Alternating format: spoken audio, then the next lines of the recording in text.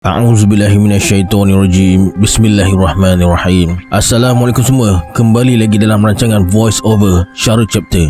Hari ini saya akan kongsikan 8 kisah seram pendek yang diambil dari grup Telegram. Semoga anda terhibur. Sebelum kita mulakan, jom kita baca selawat dulu. Sallallahu rabbuna ala nuril mubin Ahmad al-Mustafa Sayyidil Mursalin. Sallallahu rabbuna ala nuril mubin Ahmad al-Mustafa Sayyidil Mursalin. Sallallahu rabbuna ala nuril mubin Ahmad al-Mustafa Sayyidil Mursalin.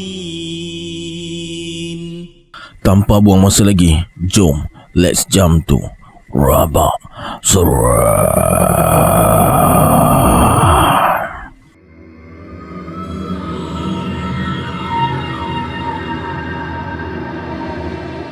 Pada tahun 2016 atau 2017 macam tu, selama 3 bulan saya bekerja kontrak di satu perlabuhan. Kerja sebagai signalman di atas kapal untuk menyusun pipe yang berharga lebih RM500,000 sebatang.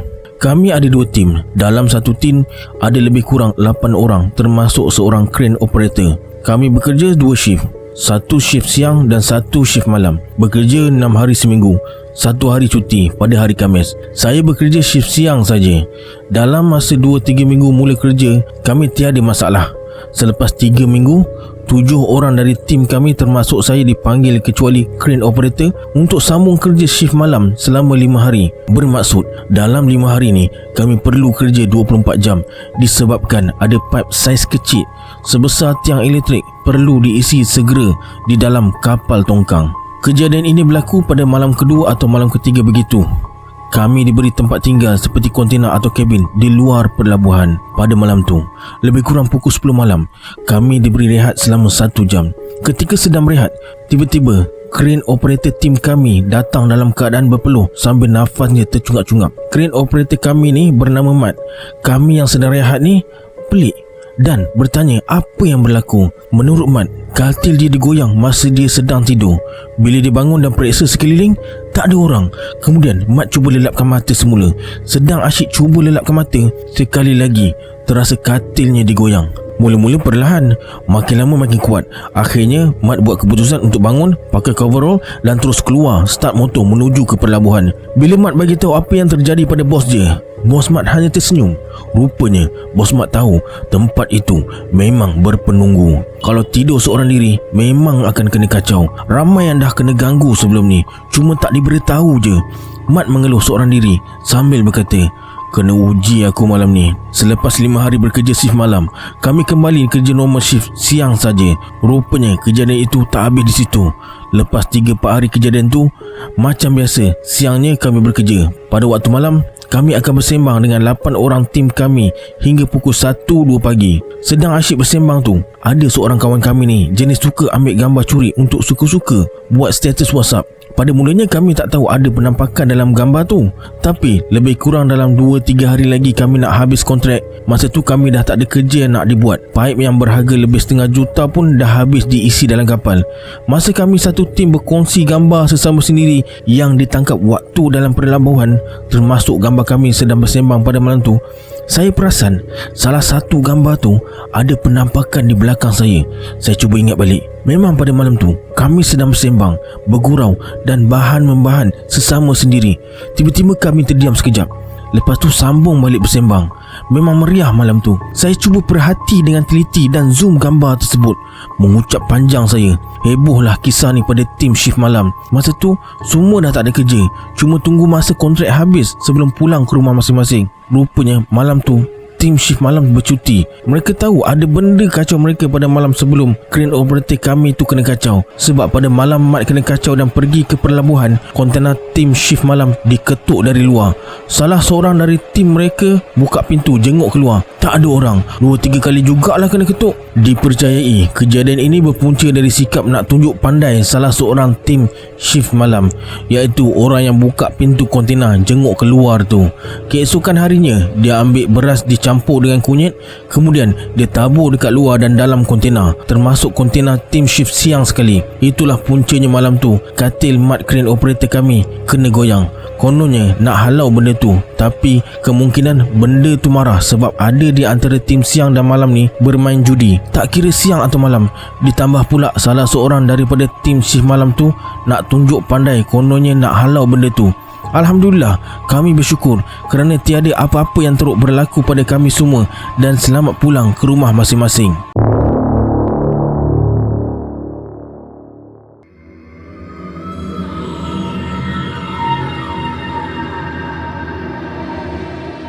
Kejadian ini berlaku di rumah lama dan hingga sekarang aku masih tidak boleh lupa apa yang aku nampak.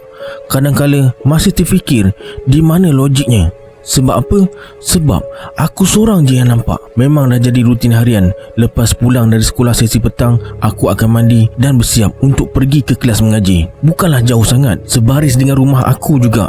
Lepas azan maghrib berkumandang, aku pun bersiap-siap nak keluar. Nenek hantar aku hingga depan rumah dan lihat aku dari jauh. Selepas beberapa langkah, aku berhenti, terkaku dan terkebil-kebil melihat sesuatu. Aku gosok mata beberapa kali untuk pastikan apa yang aku nampak tu. Sah, itu memang pocong berdiri betul-betul sebelah pokok pisang berhadapan dengan rumah tempat aku nak pergi mengaji tu. Tapi peliknya, ada seorang pakcik tengah basuh kereta tak jauh dari pocong tu. Takkanlah dia tak perasan. Aku jadi serba salah nak terus pergi mengaji atau balik rumah je.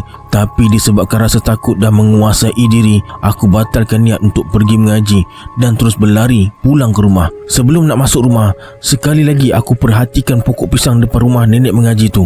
Pocong tu masih ada lagi. Aku pelik, kenapa pakcik yang basuh kereta tu boleh tak nampak ataupun merasai kehadiran pocong itu.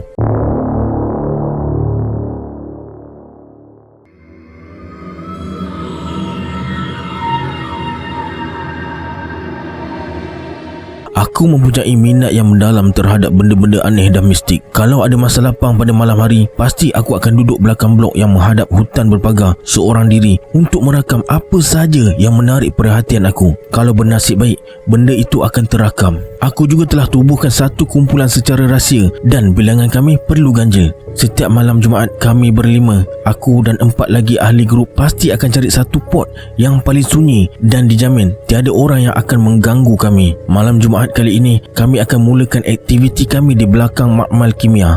Makmal kimia itu memang jarang orang lalu dan berhampiran dengan hutan. Terdapat juga beberapa bangunan kampus yang terbiar. Aku yang cadang ke tempat ini supaya lebih mencabar. Malam ini hanya kami bertiga. 2 orang lagi balik kampung. Mesti mereka menyesal sebab tak dapat ikut serta. Aku nyalakan satu lilin dan titikkan sedikit lelehan lilin cair ke tanah.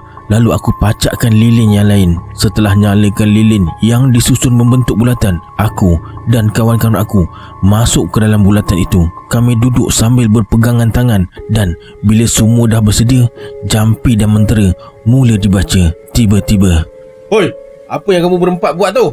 kami terkejut. Seluruh bacaan jampi dan mentera tergendala. Seorang pengawal keselamatan berdiri sambil suluh ke arah kami.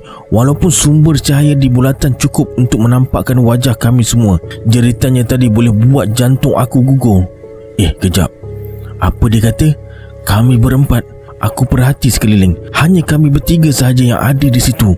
Kemudian aku pandang ke arah pengawal keselamatan tadi.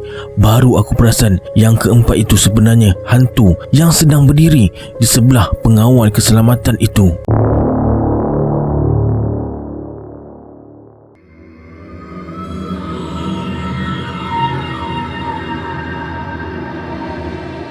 Kisah ini terjadi masa di rumah lama aku di Ampang. Mak aku selalu pesan supaya jangan baca buku kuat-kuat, nanti ada orang ketuk tingkap. Tapi biasalah, budak kecil mana nak makan zaman. Makin dilarang, makin dia nak buat. Nak dijadikan cerita, suatu hari masa mak dan nenek aku tengah tengok TV dekat ruang tamu, aku duduk dalam bilik sorang-sorang sambil baca kamus bergambar. Makin lama, makin kuat aku baca.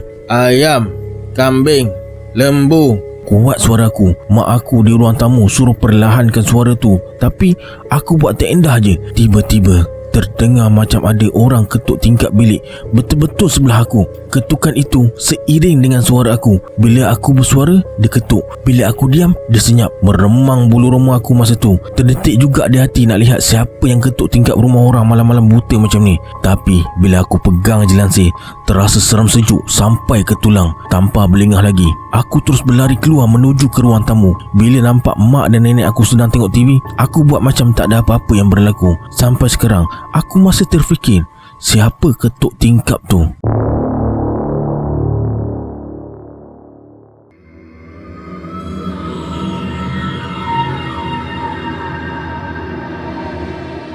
Kisah ini hanya urban legend semata-mata. Kesahihannya, saya sendiri tidak pasti. Suatu hari, seorang gadis muda sedang tunggu kereta api di stesen kereta api. Masa tengah tunggu tu, dia terdengar macam ada orang berkata sesuatu di belakangnya. Dia pusing dan nampak seorang wanita duduk di sebuah bangku. Rupa-rupanya hanya mereka berdua saja di stesen tu. Wanita itu berumur dalam lingkungan 40-an dan duduk dalam keadaan yang sangat gelisah. Dia menggoyang-goyangkan badannya ke belakang dan ke depan sambil berkata, 21, 21, 21. Lama kelamaan, gadis itu jadi hairan sebab wanita tu tak henti-henti mengira. Dia pun menuju ke arah wanita itu dan bertanya, "Kakak kira apa tu?" Tapi wanita tu tak menjawab, malah terus mengira. 21, 21, 21.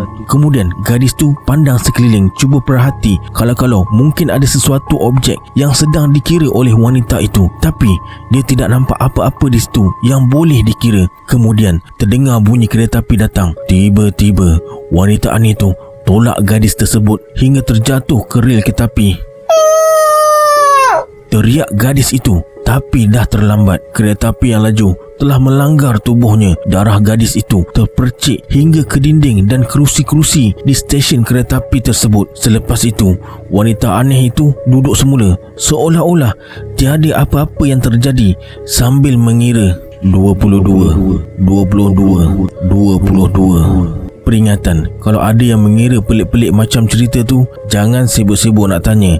Nanti tak pasal-pasal anda jadi mangsa seterusnya. Nombor 23, 23, 23.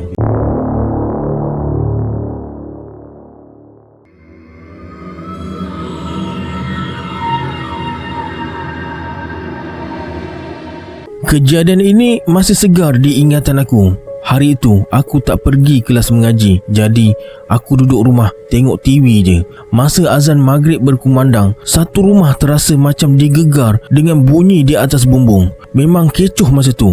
Bunyi tu kuat sangat. Bayangkan bunyi macam penyapu lidi disapu atas bumbung zinc. Jiran sebelah pun dengar. Aku dan mak berlari keluar nak tengok apa yang ada dekat atas bumbung. Tak ada apa-apa pun, tapi bunyi tu masih ada. Sampai azan maghrib habis pun bunyi tu masih tetap ada. Akhirnya aku, mak dan jiran sebelah duduk berkampung di luar rumah sambil melihat ke arah bumbung rumah aku. Bunyi tu masih tak berhenti. Salah seorang jiran aku bersuara, "Oi, siapa kau buat bising dekat rumah orang? Diamlah, memekak je." Tapi benda tu tak mengindahkan. Malah makin bingit bunyi zinc berlaga dengan penyapu lidi tu. Masa ni mak aku hanya mampu tawakal je. Dia ambil garam sedikit dan dicampur dengan air. Kemudian dia baca sesuatu. Dengan penyapu lidi juga, mak aku celup ke dalam air garam tersebut dan pukul sekeliling dinding rumah hingga ke belakang, kemudian ke depan semula. Tak lama kemudian, bunyi tu beransur-ansur hilang. Malam tu, sebelum masuk tidur, mak aku ternampak satu sosok tubuh macam orang tengah bercekak pinggang di luar rumah. Mak aku terus pasang ayat-ayat suci Al-Quran dan dibiarkan terpasang hingga esok pagi.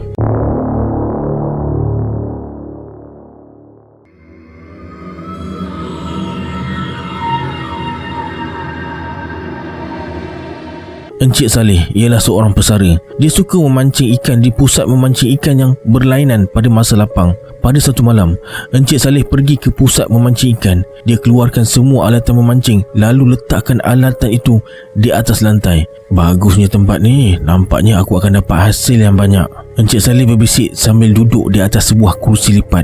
Namun, Encik Saleh tidak dapat duduk dengan selesa kerana tanah tidak rata. Kemudian, Encik Saleh keluarkan lampu suluh lalu menyuluh kawasan sekeliling. Dia dapati terdapat banyak batu berlain-lain saiz di bawah tempat duduknya. Rupa-rupanya batu inilah punca dia. Tiba-tiba, Encik Saleh terjumpa batu yang besar. Dia pijak atas batu tu dengan kaki kanan untuk kekalkan keseimbangan badan. Lepas tu, Encik Saleh capai pancingnya lalu mula memancing. Walau bagaimanapun, dia tertidur tak lama kemudian. Tiba-tiba, Encik Saleh terjaga. Alamak, macam mana aku boleh terlena ni? Malangnya, Encik Saleh tak dapat seekor ikan pun walaupun umpannya telah dimakan. Dia terus memancing lepas pasang umpan semula. Masa Encik Saleh kusyuk memancing tu, dia perasan ada seorang gadis tengah duduk tak jauh dari dia. Bila masa gadis tu datang, bahaya seorang diri dekat sini waktu malam.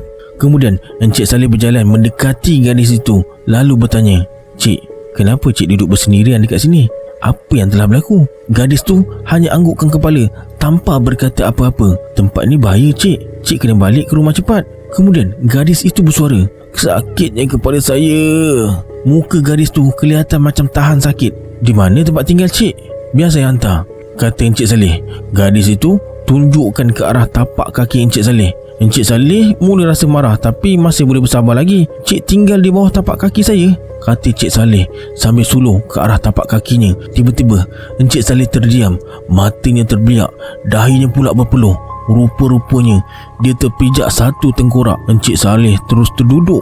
Gadis tadi yang cantik rupanya telah bertukar jadi wanita hodoh. Dahinya berulat, matanya berdarah, mulutnya sobek. Dengan perlahan-lahan dia menghampiri Encik Saleh sambil bersuara, "Encik pijak kepala saya. Sakitnya kepala saya."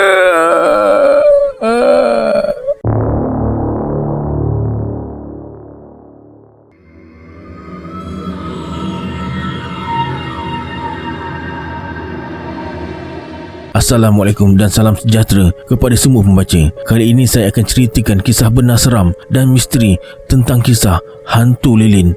Nama, tempat, kejadian dan watak terpaksa saya ubah kerana si pencerita tidak mahu namanya disiarkan. Alkisahnya, kejadian benar dan seram ini telah dialami oleh Habib, bukan nama sebenar.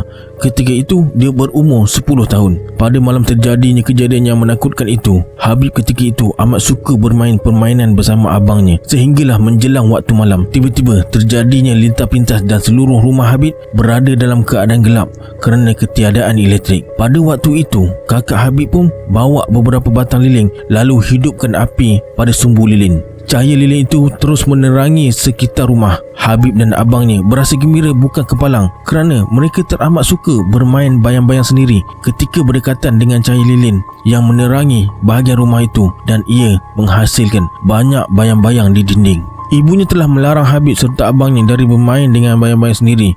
Kata ibunya, nanti hantu lilin datang. Hantu lilin ni amat suka dengan budak-budak yang bermain dengan lilin dan bayang-bayang. Tetapi larangan tersebut tidak diendahkan oleh Habib dan abangnya. Mereka berdua terus bermain bayang-bayang dari cahaya lilin dan tertidur di tepi lilin akibat kepenatan. Ketika mereka berdua sedang tidur, ketika itulah Habib merasakan dirinya telah didukung oleh seseorang. Pada Habib, mungkin ibu atau ayahnya yang dukung untuk dibawa ke bilik tidur. Tapi Habib rasa macam ada sesuatu yang tak kena ketika itu. Lalu Habib buka matanya perlahan-lahan. Kemudian Habib dapati yang dukung dia bukanlah ibu atau ayahnya, tetapi seorang perempuan yang wajahnya ditutupi oleh rambutnya yang panjang serta ada lilin di atas kepalanya. Cahaya lilin di atas kepala wanita itulah yang menerangi kegelapan rumah Habib pada malam tu. Habib ketika itu tidak dapat bergerak, lidahnya keluh, tidak dapat bercakap. Dia rasa amat takut hingga dia tertidur akibat kepenatan ketika didukung oleh hantu lilin tersebut. Pada keesokan paginya, Habib terjaga dari tidurnya. Lalu dia mendapati dirinya telah berada di luar rumah, sedang terbaring atas tong besi yang dijadikan sebagai tempat duduk di luar rumah oleh keluarga Habib. Habib ketakutan yang teramat sangat ketika itu. Dia terus berlari, berteriak dan mengetuk-ketuk pintu rumahnya. Mujurlah ibunya buka pintu rumah. Selepas kejadian itu, Habib amat menyesal kerana tidak ikut nasihat dari ibunya supaya jangan bermain lilin dan bayang-bayang sendiri. Sekian sahaja 8 kisah seram pendek yang dapat saya kongsikan hari ini. Ingat, Kisah-kisah yang saya ceritakan tadi hanya hiburan semata-mata. Terpulanglah kepada anda ingin mempercayainya atau tidak. Kita berjumpa lagi di video akan datang. Saya Syarul. Assalamualaikum. Adios.